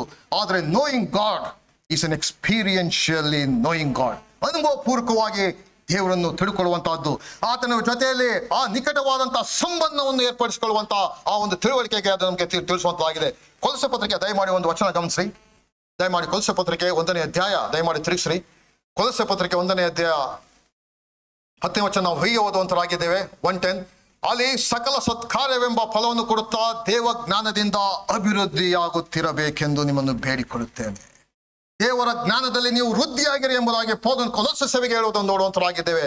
ಬೇರೆ ದೇವರ ಜ್ಞಾನದ ಕುರಿತಾಗಿ ಅಭಿವೃದ್ಧಿ ಆಗಲಿ. ಹಾಗೆ ಅದೇ ಕೊಲೊಸ್ಸೆ ಪತ್ರಿಕೆ 9ನೇ ವಚನದಲ್ಲಿ be filled with knowledge of his will, ಕರ್ತನ ಚಿತ್ತದ ವಿಷಯವಾದ ತಿಳುವಳಿಕೆಯಿಂದ ತುಂಬಿಕೊಂಡ್ರಿ ಎಂಬುದಾಗಿ. ಬೇರೆ ಯಾಕೆ ಎಂಬುದಾಗಿ ಹೇಳಿದ್ರೆ, knowing God is the greatest subject we will ever explore. ಯಾಕೆಂದರೆ God is the apex of reality. ನಾವು ಆರಾಧಿಸುವ ದೇವರನ್ನು ತಿಳಿಕೊಳ್ಳುವಂತಹದ್ದು ನಮ್ಮ ಜೀವಿತಾವಧಿಯ ಅನ್ವೇಷಣೆಯೇ ಸರಿ. ಯಾಕೆಂದ್ರೆ ನೈಜತ್ವದ ಉತ್ತುಂಗತೆಯ ಪರಾಕಾಷ್ಠೆ ಅದು ದೇವರು ತಾನೇ ಆಗಿದ್ದಾನೆ. ಬೇರೆ ನೋಯಿಂಗ್ ಗಾಡ್, ದೇವರನ್ನು ತಿಳ್ಕೊಳ್ಳುವಂತಹದ್ದು ಎಂಬುದಾಗಿ ಹೇಳಿದ್ರೆ, ವೈಯಕ್ತಿಕವಾಗಿ ದೇವರನ್ನು ನಾವು ಅರಿತುಕೊಳ್ಳುವಂತಹದ್ದು. ದೇವರ ಕುರಿತಾಗಿ ತಲೆ ಜ್ಞಾನ ಅಲ್ಲ, ದೇವರ ಕುರಿತಾಗಿ he is omniscient God, he is omnipotent God, he is omniprovident God, he is ಎಲ್ಲ ರೀತಿಯ ವಿವರಣೆಗಳನ್ನು ನಾವು ಕೊಡ್ಬೋದು. ದಟ್ ನಾಲೆಡ್ಜ್ ಪ್ರಿಯರೇ, ಆ ಒಂದು ಅನುಭವ ದೇವರ ವಾಕ್ಯದ ತಿಳಿಸುವಂತಹ ಎಲ್ಲ ರೀತಿಯ ಆಟ್ರಿಬ್ಯೂಟ್ಸ್ ನಾನು ಕೊಟ್ಟಿದ್ದೆ ನನಗೆ ಎಂಬುದಾಗಿ ಆ ರೀತಿ ಅಲ್ಲ, ಆದರೆ ಅನುಭವ ಪೂರ್ವಕವಾಗಿ ನಿಕಟವಾದಂತಹ ಒಂದು ಬಾಂಧವ್ಯವನ್ನು ಹೊಂದುವಂತ ಆ ಒಂದು ಸಂಬಂಧವನ್ನು ಏರ್ಪಡಿಸಿಕೊಂಡಿದ್ದೇವೆ ಎಂಬುವಂತಹದ್ದು ಪ್ರಶ್ನೆ. 2 ಕೊರಿಂಥ ಪತ್ರಿಕೆ 4ನೇ ಅಧ್ಯಾಯ ಪ್ರಿಯರ ಒಂದು ವಚನ ಹೀಗೆ ಓದುವಂತರಾಗಿದ್ದೇವೆ. ನಾವು ನಮ್ಮ ದೇಹವು ನಾಶವಾಗುತ್ತಾ ಇದ್ದರೂ ನಮ್ಮ ಆಂತರ್ಯವು ದಿನೇ ದಿನೇ ಹೊಸದಾಗುತ್ತಾ ಬರ್ತದೆ ಎಂಬಂತ our inner man will become new ಎಂಬುದಾಗಿ ನೋಡ್ತೇವೆ. ಮತ್ತು ಎಫೆಸ ಪತ್ರಿಕೆ ನಾವು ಹೀಗೆ ಓದುವಂತರಾಗಿದ್ದೇವೆ, ನೀವು ದೇವರಾತ್ಮನ ಮೂಲಕ ಆಂತರ್ಯದಲ್ಲಿ ವಿಶೇಷ ಬಲವನ್ನು ಹೊಂದುವ ಹಾಗೆ. If we know God why we should know God ಎಂಬಂತ ಪ್ರಶ್ನೆಗೆ ಪ್ರಿಯರೇ ಉತ್ತರ ಏನೆಂಬುದಾಗಿ ಹೇಳಿದ್ರೆ, ನಮ್ಮ ಆಂತರ್ಯದ ಮನುಷ್ಯನು, ನಮ್ಮಲ್ಲಿರುವಂತಹ ನಮ್ಮ ಇನ್ನರ್ ಮ್ಯಾನ್, ಆತನು ಬಲಯುತಗೊಳ್ಳುವಂತವನಾಗಿದ್ದಾನೆ. ದ ಸ್ಯಾಡ್ ಥಿಂಗ್ ಈಸ್, ನಾವು ಎಲ್ಲಾ ರೀತಿಯ ಎಕ್ಸಸೈಸಸ್ ನಮ್ಮ ಶಾರೀರಿಕವಾದಂತಹ ಬಲಕ್ಕೋಸ್ಕರವಾಗಿ ಜಿಮ್ಗೆ ಹೋಗುವಂತರಾಗಿದ್ದೇವೆ, ಎಕ್ಸಸೈಸ್ ಮಾಡುವಂತರಾಗಿದ್ದೇವೆ. ನಮ್ಮಲ್ಲಿ ಕೆಲವರು ಯೂತ್ಸ್ ಇದ್ದಾರೆ, ಬೆಳಿಗ್ಗೆ ಮಧ್ಯಾಹ್ನ ರಾತ್ರಿ workout, physical exercise. But there is an inner man. ನಮ್ಮಲ್ಲಿ ಇರುವಂತಹ ಆಂತರ್ಯ ಮನುಷ್ಯನಿಗೆ ಯಾವ ರೀತಿಯ ಎಕ್ಸಸೈಸಸ್ ನಾವು ಕೊಡ್ತಾ ಇದ್ದೇವೆ, ಯಾವ ರೀತಿಯ ವರ್ಕೌಟ್ ನಾವು ಮಾಡ್ತಾ ಇದ್ದೇವೆ, ಯಾವ ರೀತಿಯ ಸಂಗತಿಗಳಲ್ಲಿ ನಾವು ಆಂತರಿಕ ನಮ್ಮ ಇನ್ನರ್ ಮ್ಯಾನ್ ಅನ್ನು ಬಲಪಡಿಸೋದಕ್ಕಾಗಿ ನಾವು ಯಾವ ಆತ್ಮಿಕವಾದಂತಹ ಕಾರ್ಯಗಳನ್ನು ಮಾಡ್ತಾ ಇದ್ದೇವೆ ಎಂಬುವಂತಹದ್ದು ಪ್ರಶ್ನೆ ಪ್ರಿಯರೇ. ಒಂದು ಕ್ಷಣ ಅವಲೋಕನ ಮಾಡಿಕೊಳ್ಳೋಣ. If our inner man is weak, definitely everything will collapse. If there is some problem in our life, ನಮ್ಮ ಜೀವಿತದಲ್ಲಿ ಸ್ವಲ್ಪ ಸಮಸ್ಯೆ ಬಂದದೇ ಆಗಿದ್ರೆ we will start to murmur. ನಮ್ಮ ಮನೆಯ ಸಮೀಪದಲ್ಲಿ ರೀಸೆಂಟ್ ಆಗಿ ಕೆಲವು ತಿಂಗಳ ಹಿಂದೆ ಒಂದು ಡೆತ್ ಆಯಿತು, ಕ್ರಿಶ್ಚಿಯನ್ ಫ್ಯಾಮಿಲಿ. ಆ ಒಂದು ಮನೆಗೆ ನಾವು ಹೋಗಿ ಭೇಟಿ ಮಾಡಿದೆವು. ಸುಮಾರು 80 ವರ್ಷದ ಸ್ತ್ರೀ ಎಕ್ಸ್ಪೈರ್ಡ್, ಸತ್ತು ಹೋದಂತಹ ಸ್ಥಿತಿ. ಆ ಸಮಯದಲ್ಲಿ ಆ ಒಂದು ಸ್ತ್ರೀಯ ಯಜಮಾನರ ಬಳಿಯಲ್ಲಿ ಹೋಗಿ ಮಾತನಾಡುವಾಗ ಅವ್ರು ಹೇಳಿದಂತಹ ಮಾತು, do you know a Christian family, ಅವ್ರು ಕೊಟ್ಟಂತ ಒಂದು ರೆಸ್ಪಾನ್ಸ್ ಏನು ಗೊತ್ತುಂಟಾ? God is a wrong mechanic. ಒಂದು ಕ್ರೈಸ್ತ ಕುಟುಂಬ ಹೇಳಿದಂತಹದ್ದು, ತನ್ನ ಹೆಂಡತಿ ಸತ್ತು ಹೋಗಿದ್ದಾರೆ, ಅದಕ್ಕೋಸ್ಕರ ಗಂಡನು ಒಬ್ಬ ಡಾಕ್ಟರ್ ಫ್ಯಾಮಿಲಿಯ ಬ್ಯಾಕ್ ಗ್ರೌಂಡ್ ಇರುವಂತಹದ್ದು, ಆದ್ರೆ ಅವ್ರು ಹೇಳ್ತಾ ಇರುವಂತಹದ್ದು God is a wrong mechanic. Very sad thing dear brethren, ದುಃಖಕರವಾದಂತಹ ಸಂಗತಿ. ಯಾಕೆ ಎಂಬುದಾಗಿ ಹೇಳಿದ್ರೆ, there is no workout for our inner man. ನಮ್ಮ ಆಂತರಿಕ ಮನುಷ್ಯನನ್ನು ಆತ್ಮಿಕವಾಗಿ ಬಲಪಡಿಸುವಂತಹ ಯಾವುದೇ ರೀತಿಯ ಪ್ರಯತ್ನವನ್ನು ನಾವು ಮಾಡದೇ ಇರುವಂತಹದ್ದು ದುಃಖಕರವಾದಂತಹ ಸಂಗತಿ. ಯಾಕಂದ್ರೆ ಪ್ರಿಯರೇ, 1 ತಿಮೋಥೆಯನ ಪತ್ರಿಕೆ 4ನೇ ಅಧ್ಯಾಯ 8ನೇ ವಚನ ದಯಮಾಡಿ ಓದ್ರಿ. ಒಂದು ಟ್ರಾನ್ಸ್ಲೇಷನ್, ಒಂದು ಇಂಗ್ಲಿಷ್ ಟ್ರಾನ್ಸ್ಲೇಷನ್ ಈ ರೀತಿಯಾಗಿದೆ. 1 Timothy chapter 4 verse 8. ನಾವು ಹೀಗೆ ಓದುವಂತರಾಗಿದ್ದೇವೆ. ಒಂದು ಇಂಗ್ಲಿಷ್ ಟ್ರಾನ್ಸ್ಲೇಷನ್ ಅಲ್ಲಿ ಹೀಗೆ ರೀತಿಯಾಗಿದೆ: take the time and the trouble to keep yourself spiritually fit. ಮತ್ತೊಂದ್ಸರಿ ಹೇಳ್ತೇನೆ, ಟೇಕ್ ದ ಟೈಮ್, ಸಮಯವನ್ನು ತೆಗೆದುಕೊಳ್ಳ್ರಿ, ಅದಕ್ಕಾಗಿ ಪ್ರಯಾಸ ಪಡ್ರಿ. ಆತ್ಮಿಕವಾಗಿ ನೀವು ಯಾವಾಗಲೂ ಸನ್ನದ್ಧರಾಗಿರುವುದು ಹಾಗೆ ನೀವು take time and trouble to keep yourself spiritually fit. ನಾವು ದೈಹಿಕವಾಗಿ ಎಲ್ಲರೂ ಯಾವ ರೀತಿ ಫಿಟ್ ಆಗಿರ್ಬೇಕೆಂಬುದಾಗಿ ಎಕ್ಸರ್ಸೈಸ್ ಮಾಡ್ತೇವೆ, ಜಿಮ್ಗೆ ಹೋಗ್ತೇವೆ, ವಿಟಮಿನ್ಸು, ಪ್ರೋಟೀನ್ಸ್, ಕ್ಯಾಲ್ಸಿಯಂ ಎಲ್ಲ ರೀತಿಯ ಟ್ಯಾಬ್ಲೆಟ್ಸ್, ಮಿನರಲ್ಸ್ ಅನ್ನು ತೆಗೆದುಕೊಳ್ತೇವೆ. ಆದರೆ ಆತ್ಮಿಕವಾಗಿ ನಾವು ಎಷ್ಟರ ಮಟ್ಟಿಗೆ ಹೆಲ್ತಿ ಆಗಿದ್ದೇವೆ, ನಮ್ಮ ಇನ್ನರ್ ಮ್ಯಾನ್, ನಮ್ಮ ಆಂತರ್ಯ ಮನುಷ್ಯನು ಎಷ್ಟರ ಮಟ್ಟಿಗೆ ಅದು ಬಲವಿತವಾಗಿದ್ದಾನೆ ಎಂಬುದಾಗಿ ಅದು ಪ್ರಶ್ನೆ. ಬೇರೆ ಕೀರ್ತನೆ 103 ದಾವೀದನು ಹೇಳಿದಂತಹ ಮಾತು, ಯೆಹೋವನೇ ದೇವರನ್ನು ತಿಳ್ಕೊಂಡಿರಿ, know your God because he is your creator. ಆತನು ನಮ್ಮ ಸೃಷ್ಟಿಕರ್ತನಾಗಿದ್ದಾನೆ, ಆತನೇ ನಮ್ಮನ್ನು ಪರಿಪಾಲಿಸುವ ಪ್ರಜೆಯು. ಹಿಂದೂ ಮಾತ್ರವಲ್ಲ ಪ್ರಿಯರೇ, ಹಳೆ ಒಡಂಬಡಿಕೆಯಲ್ಲಿ there were so many who knew God very intimately, personally they knew, that's why they were so colourful in their faith. ನಂಬಿಕೆಯಲ್ಲಿ ಅಷ್ಟು ಹೆಸರನ್ನು ತೆಗೆದುಕೊಂಡಂತವರು. ದಾನಿಯೇಲನ ಪುಸ್ತಕ 11ನೇ ಅಧ್ಯಾಯದಲ್ಲಿ ಒಂದು ವಚನ ಹೀಗೆ ಓದುವಂತರಾಗಿದ್ದೇವೆ: The people that do know their God shall be strong and do exploits. The people that do know their God, ತಮ್ಮ ದೇವರನ್ನು ಅರಿತವರು ದೃಢಚಿತ್ತರಾಗಿ ಕೃತಾರ್ಥರಾಗುವರು. ಬೇರೆ ನಮ್ಮ ದೇವರ ಕುರಿತಾಗಿ ಎಷ್ಟರ ಮಟ್ಟಿಗೆ ತಿಳ್ಕೊಂಡಿದ್ದೇವೆ? Is there intimacy with God? ದೇವರ ಕುರಿತಾಗಿ ತಿಳ್ಕೊಳ್ಳುವಂಥದ್ದಲ್ಲ, ದೇವರ ಜೊತೆಯಲ್ಲಿ ಆ ಒಂದು ವೈಯಕ್ತಿಕವಾದಂತಹ ಬಾಂಧವ್ಯ ಸಂಬಂಧ, ಎಕ್ಸ್ಪೀರಿಯನ್ಷಿಯಲ್ ನಾಲೆಜ್, ಅನುಭವಪೂರ್ವಕವಾದಂತಹ ಆ ಒಂದು ಬಾಂಧವ್ಯ ಹೊಂದಿದವರಾಗಿದ್ದೇವೆ. ಆದ್ರಿಂದ ಪ್ರಿಯರೇ, ಶದ್ರಕ್, ಮೇಷಕ್, ಅಬೇದ್ನೆಗೋ ಎಂಬುವರು ಹೇಳಿದಂತಹ ಮಾತು, ನೆಬೂಕದ್ನೆಚ್ಚರನೇ, ನಿನಗೆ ವಿಷಯ ತಿಳಿದಿರಲಿ, ನಾನು ನಿನಗೆ ಏನು ಹೇಳಬೇಕಾಗಿಲ್ಲ. ಅರಸೆ, ನಾವು ಸೇವಿಸುವ ದೇವರಿಗೆ ಚಿತ್ತವಿದ್ದರೆ ದಗದಗಿಸುವರು, ಆವಿಯೊಳಗಿಂದ ನಮ್ಮನ್ನು ಬಿಡಿಸಬಲ್ಲನು, ಕೈನ ನಮ್ಮನ್ನು ಬಿಡಿಸುವನು. ಚಿತ್ತವಿಲ್ಲದಿದ್ದರೂ ರಾಜನೇ, ಇದು ನಿನಗೆ ತಿಳಿದಿರಲಿ, ನಾವು ನಿನ್ನ ದೇವರುಗಳನ್ನು ಸೇವಿಸುವುದಿಲ್ಲ. ಅಲ್ಲಿ ಒಂದು ಮೂರ್ತಿಯನ್ನು ಆತನು ಇಟ್ಟು ಅದಕ್ಕೆ ಅಡ್ಡ ಬೀಳಿರಿ ಎಂಬುದಾಗಿ ಆತನು ಅಪ್ಪಣೆಯನ್ನು ಕೊಟ್ಟಿದ್ದನು. ಶದ್ರಕ್, ಮೇಷಕ್, ಅಬೇದ್ನೆಗೋ ಎಂಬುವರು ಹೇಳಿದಂತ ಮಾತು, ಅರಸನಾದಂಥ ನೆಬೂಕದ್ನೆಚ್ಚರನೇ, ನಿನಗೆ ತಿಳಿದಿರಲಿ, ವಿ ನೋ ಅವರ್ ಗಾಡ್, ನಮ್ಮ ದೇವರು ಯಾರು ನಮಗೆ ಗೊತ್ತುಂಟು, ಆತನು ನಮ್ಮನ್ನು ಬಿಡಿಸಬಲ್ಲನು. ನಮ್ಮನ್ನು ಬಿಡಿಸ್ತಾ ಇದ್ದರೂ ಸಹ ಚಿಂತೆ ಇಲ್ಲ, we will not bow down to your God. ಬೇರೆ what a strong testimony it was, what a experiential faith it was. ಮಾತ್ರವಲ್ಲ ಪ್ರಿಯರೇ, in Jeremiah we read one more verse like this: ಯೆಹೋವನಿಗಂದು ತಾನೇ, ಜ್ಞಾನಿಯು ತನ್ನ ಜ್ಞಾನಕ್ಕೆ, ಪರಾಕ್ರಮಿಯು ತನ್ನ ಪರಾಕ್ರಮಕ್ಕೆ, ಐಶ್ವರ್ಯವಂತನು ತನ್ನ ಐಶ್ವರ್ಯಕ್ಕೆ ಹೆಚ್ಚಳ ಪಡದೇ ಇರಲಿ, ಆದರೆ ಅದಕ್ಕೆ ಬದಲಾಗಿ ನಾನು ನಿಜವಾದಂತಹ ಕರ್ತನನ್ನು ತಿಳ್ಕೊಂಡಿದ್ದೇನೆ ಎಂಬಂತ ಆ ವಿಷಯದಲ್ಲಿ ಹೆಚ್ಚಳ ಪಡಲಿ. ಮಾತ್ರವಲ್ಲ ಪ್ರಿಯರೇ, ಪೌಲನು ಹೇಳಿದಂತಹ ಮಾತು, ಕರ್ತನಾದಂಥ ಯೇಸು ಕ್ರಿಸ್ತನನ್ನು ಅರಿಯುವುದೇ ಅತಿ ಶ್ರೇಷ್ಠವೆಂದು ನಾನು ತಿಳ್ಕೊಂಡಿದ್ದೇನೆ, ಬೇರೆ ಎಲ್ಲ ಸಂಗತಿಗಳನ್ನು ನಾನು ನಷ್ಟವೆಂದು ಎಣಿಸ್ತಾ ಇದ್ದೇನೆ. ಮಾತ್ರವಲ್ಲ, ಅಂತ್ಯಭಾಗಕ್ಕೆ ಬರುವಾಗ ಪ್ರಿಯರೇ, ಪೇತ್ರನು ತನ್ನ ಪತ್ರಿಕೆಯನ್ನು ಮುಗಿಸುವಾಗ ಆತನು ಹೇಳಿದಂತ ಮಾತು, ನೀವು ಕೃಪೆಯಲ್ಲಿಯೂ ನಮ್ಮ ಕರ್ತನು ರಕ್ಷಕನು ಆಗಿರುವ ಯೇಸು ಕ್ರಿಸ್ತನ ವಿಷಯವಾದ ಜ್ಞಾನದಲ್ಲಿಯೂ ಅಭಿವೃದ್ಧಿಯನ್ನು ಹೊಂದುತ್ತಾ ಇರಿ. Increase in the knowledge of god. ದೇವರ ಒಂದು ಜ್ಞಾನದಲ್ಲಿ ನೀನು ದಿನೇ ಅಭಿವೃದ್ಧಿಯಾಗುತ್ತಾ ಇರಿ. ಆಗ ನಿಮ್ಮ ಆಂತರ್ಯ ಮನುಷ್ಯನು ಆತನು ಬಲಯುತವಾಗುವಂತನಾಗಿದ್ದಾನೆ. No matter what the situation, ಯಾವುದೇ ರೀತಿ ಪರಿಸ್ಥಿತಿಯಲ್ಲಿ ಬಂದಾಗ್ಯೂ ಸಹ you will not bow down. ಆಗ ನೀನು ಅದನ್ನು ಹೆದರಬೇಕಂತ ಪ್ರಮೇಯ ಇಲ್ಲ, ಯಾಕಂದ್ರೆ ಆಂತರ್ಯ ಮನುಷ್ಯನು ಅಲ್ಲಿ ಆತನು ಆತ್ಮಿಕವಾಗಿ ಬಲವುಳ್ಳಂತವನು ಆಗಿರುತ್ತಾನೆ. What are the benefits of knowing God? ದೇವರನ್ನು ಎಕ್ಸ್ಪೀರಿಯನ್ಷಿಯಲಿ, ವೈಯಕ್ತಿಕವಾಗಿ ನಿಕಟವಾದಂತಹ ಸಂಬಂಧ ಹೊಂದೋದರ ಮುಖಾಂತರವಾಗಿ it lifts our thoughts, it steadies our nerves. ನಮಗೆ ಬೇಕಾದಂತಹ ಒಂದು ಆತ್ಮಿಕ ಒಂದು ಆಂತರ್ಯದ ಒಂದು ಬಲವನ್ನು ಕೊಡುವಂಥದ್ದಾಗಿದೆ. ನಮ್ಮ ಆಲೋಚನೆ, our motives, it purifies our motives, it expands our confidence. ನಮ್ಮ ಒಂದು ದೃಢತೆ, ಆ ಒಂದು ಭರವಸೆಯನ್ನು ಅದು ಹೆಚ್ಚಿಸುವಂಥದ್ದಾಗಿದೆ. ಮಾತ್ರವಲ್ಲ, ಇಟ್ ಸ್ಟ್ರೆಂಥನ್ಸ್ ಅವರ್ ಇನ್ಫ್ಲೂಯೆನ್ಸ್. ಬೇರೆ ಈ ಮುಂಜಾನೆ ಒಂದು ಕ್ಷಣ ಅವಲೋಕನ ಮಾಡಿಕೊಳ್ಳೋಣ. ನಮ್ಮ ಆಂತರ್ಯ ಮನುಷ್ಯನು, our inner man, if is weak, take time.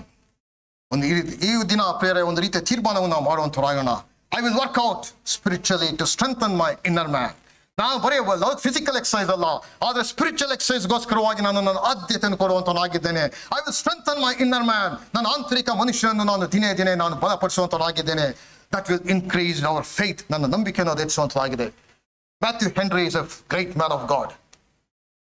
Matthew Henry ಅವರು, any book stall you go, OM ಹೋಗಿರಿ, ELS ಹೋಗಲಿ, any Christian book stall if you go, you can see Matthew Henry commentary, full Bible commentary will see. ಪ್ರಾಯಶಃ ನಿಮ್ಮ ಬಳಿಯಲ್ಲಿ ಇಲ್ಲದಿದ್ರೆ ದಯಮಾಡಿ ಒಂದು Matthew henry ಕಾಮೆಂಟ್ರಿಯನ್ನು ತೆಗೆದುಕೊಳ್ರಿ. ಒಂದು ಸಾರಿ ಮ್ಯಾಥ್ಯೂ ಹೆನ್ರಿ ಅವರು, he was on is travelling ಮಾಡುವಂತಹ ಒಂದು ಸಮಯದಲ್ಲಿ ಕಳ್ಳರ ಒಂದು ಗುಂಪಿಗೆ ಸಿಕ್ಕಿ ಹಾಕೊಂಡು ಎಲ್ಲವನ್ನು ಆತನ ಬಳಿ ಕಿತ್ತುಕೊಂಡು ಆತನು ಲೂಟಿ ಮಾಡಿ ಕಳಿಸಿದ್ರು. ಒಂದು ಕಾಸ ಇಲ್ಲದ ರೀತಿಯಲ್ಲಿ ಆತನು ಇರುವುದೆಲ್ಲವನ್ನು ಸಹ ಮ್ಯಾಥ್ಯೂ ಹೆನ್ರಿ ಅವರ ಬಳಿ ಕಿತ್ತುಕೊಂಡು ಎಲ್ಲ ಕಳಿಸಿದ್ರು. So what we would have done at that time. ಆದರೆ ಮ್ಯಾಥ್ಯೂ ಹೆನ್ರಿ ಅವರು ಮಾಡಿದಂಥದ್ದು for 3 things he told thanks. ಕರ್ತನೆ 3 ಸಂಗತಿಗಳಿಗೆ ನಾನು ನಿನಗೆ ವಂದನೆಯನ್ನು ಸಲ್ಲಿಸ್ತೇನೆ. ಫಸ್ಟ್ ಆಫ್ ಆಲ್ ಯಾಕೆಂಬುದಾಗಿ ಹೇಳಿದ್ರೆ, ಅವರು ನನ್ನ ಬಳಿಯನ್ನು ಕಿತ್ತುಕೊಂಡು ನಿಜ, ಆದರೆ ನನ್ನ ಜೀವನ ಅವರು ಉಳಿಸಿದ್ದಾರೆ. ಮೊದಲೇದಾಗಿ ಕರ್ತನೆ, ಅದಕ್ಕಾಗಿ ನಾನು ನಿನಗೆ ಥ್ಯಾಂಕ್ಸ್ ಅನ್ನು ಸಲ್ಲಿಸ್ತೇನೆ.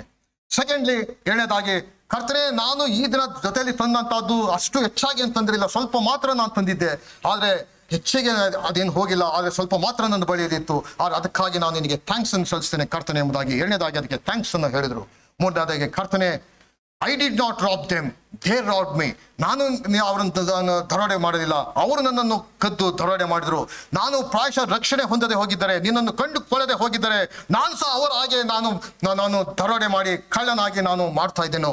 ಆದರೆ ನಾನು ಮಾಡಲಿಲ್ಲ, ಅವರು ಮಾಡಿದ್ರು. ಕರ್ತನೆ, ಅದಕ್ಕಾಗಿ ನಿನಗೆ ಸ್ತೋತ್ರ ಎಂಬುದಾಗಿ ಅವರು ಆ 3 ಸಂಗತಿಗಳಿಗಾಗಿ ಥ್ಯಾಂಕ್ಸ್ ಅನ್ನು ಹೇಳಿದಂತಹ ಸಂಗತಿ. ಪ್ರಿಯರೇ, how he could tell thanks, ಯಾಕೆ ಎಂಬುದಾಗಿ ಹೇಳಿದ್ರೆ, the inner man was strong in Matthew Henry. ಅವ್ರು ಹೇಳಿದಂತಹ ಒಂದು ಫೈನಲ್ ಕೋಟ್ ಅನ್ನು ಹೇಳಿ ನಾನು ನನ್ನ ಮಾತುಗಳನ್ನು ಮುಗಿಸ್ತೇನೆ. ಅವ್ರು ಹೇಳಿದಂತಹದ್ದು Matthew Henry, whatever we have of this world in our hands, our care must be to keep it out of our hearts. ನಮ್ಮ ಇಹಲೋಕದಲ್ಲಿ ಯಾವುದೇ ಸಂಗತಿಗಳು ನಮ್ಮ ಕೈಗಳಿರಲಿ, ನಮ್ಮ ಸಂಪತ್ತು, ನಮ್ಮ ಒಂದು ಅಧಿಕಾರ, ನಮ್ಮ ಅಂತಸ್ತು, ಯಾವುದೇ ಸಂಗತಿಗಳು ನಮ್ಮ ಕೈಗಳಲ್ಲಿ, ಅದು ಹೃದಯದ ಒಳಗಡೆ ಪ್ರವೇಶ ಮಾಡದ ಹಾಗೆ ಅದನ್ನು ತಡೆ ಹಿಡಿರಿ. ಯಾಕೆಂಬುದಾಗಿ ಹೇಳಿದರೆ, ಅದು ಹೃದಯಕ್ಕೆ ಪ್ರವೇಶಿಸಿದ್ದೆ ಆದರೆ ಅದು ವಿಗ್ರಹ ಆಗುವಂಥದ್ದಾಗಿದೆ. ದೇವರಿಗೂ ಕ್ರಿಸ್ತನಿಗೂ ನಮಗೂ ಅದು ಮಧ್ಯೆ ಪ್ರವೇಶಿಸಿ ನಮ್ಮನ್ನು ಪತನ ಮಾಡುವಂಥದ್ದಾಗಿದೆ. That is the saying of Matthew Henry. ಪ್ರೇರೆ ಮುಂಜಾನೆ ಇದು ಸಂಗತಿಗಳನ್ನು ಅವಲೋಕನ ಮಾಡಿದ್ದೇವೆ. How much do we know God, ದೇವರನ್ನು ಯಾವ ರೀತಿಯಲ್ಲಿ ನಾವು ತಿಳ್ಕೊಂಡಿದ್ದೇವೆ. ಪ್ರೇರೆ ಒಂದು ರೀತಿಯಲ್ಲಿ ಆತ್ಮಿಕವಾದಂಥ ಕರ್ತನೆ, ಆ ವ್ಯಾಯಾಮಕ್ಕೆ, ಸ್ಪಿರಿಚುವಲ್ ಎಕ್ಸಸೈಸ್ಗೆ ಕರ್ತನೆ ನನ್ನನ್ನು ತೊಡಗಿಸಿಕೊಳ್ಳುತ್ತೇನೆ. ಸ್ಪಿರಿಚುವಲಿ ಇನ್ನರ್ ಮ್ಯಾನ್, ನನ್ನಲ್ಲಿರುವಂಥ ಆಂತರ್ಯ ಮನುಷ್ಯನಿಗೆ ನಾನು ಆತನು ಆತ್ಮಿಕವಾಗಿ ಬಲಗೊಳ್ಳುವ ಹಾಗೆ ನಾನು ಪ್ರಯತ್ನ ಮಾಡ್ತೇನೆ ಎಂಬುವಂಥ ಒಂದು ತೀರ್ಮಾನದೊಡನೆ ಪ್ರೇರೆ ಒಂದು ಸ್ಥಳದಿಂದ ಹೋಗೋಣ. ಆ ರೀತಿಯಾಗಿ ಆಗುವಾಗೆ ಕರ್ತನ್ ತಾನೇ ನಮಗೆ ಸಹಾಯ ಮಾಡಲಿ. ಕೂಟದ ಅಂತ್ಯಕ್ಕಾಗಿ ಸುನೀಲ್ ಬ್ರದರ್ ಅವರು ಪ್ರಾರ್ಥನೆ ಮಾಡಿ ಮುಗಿಸುವಂತೆ ಕೇಳಿಕೊಳ್ತೇನೆ.